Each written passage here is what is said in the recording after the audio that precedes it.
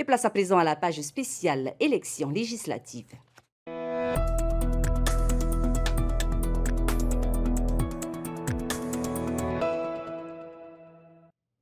Et dernière ligne droite donc pour les candidats aux élections législatives.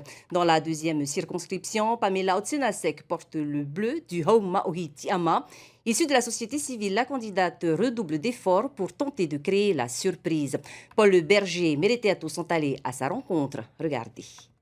Souveraineté. Voilà qui pourrait illustrer une grande partie du programme de Pamela Otsenasek. Souveraineté pour un Fénois indépendant, mais associé à la France. Souveraineté également du secteur primaire, qu'elle veut réformer pour rendre autosuffisant et écologique. Et pour le relancer, cette enseignante en milieu carcéral mise sur l'éducation. Je vois que l'avenir de nos enfants, de nos élèves est sacrifié et saboté, parce qu'il n'y a pas de réel développement durable au sein de notre Fénois. Nous avons 5 millions de kilomètres carrés de surface marine, aucun lycée de la mer, aucune université de la mer. Donc plus en plus d'îles, mais on a tendance à fermer tous les établissements qui offrent la possibilité de développer notre secteur primaire.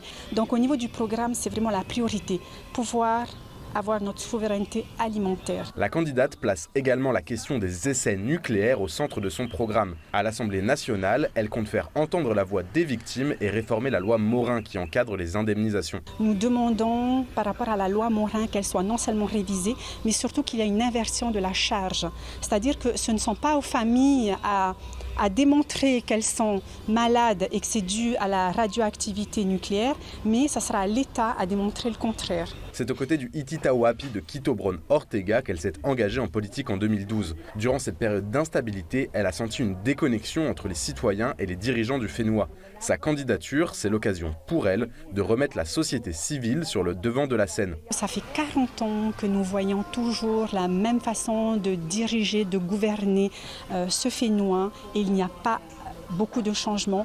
Nos enfants sont sacrifiés. Là, ce sont des personnes issues de la société civile qui se lèvent pour dire stop, ça suffit. Nous voulons un réel changement et nous voulons l'impulser. Si la candidate est consciente qu'elle n'est pas favorite dans la deuxième circonscription, elle compte bien marquer les esprits avec dans le viseur les territoriales de 2023.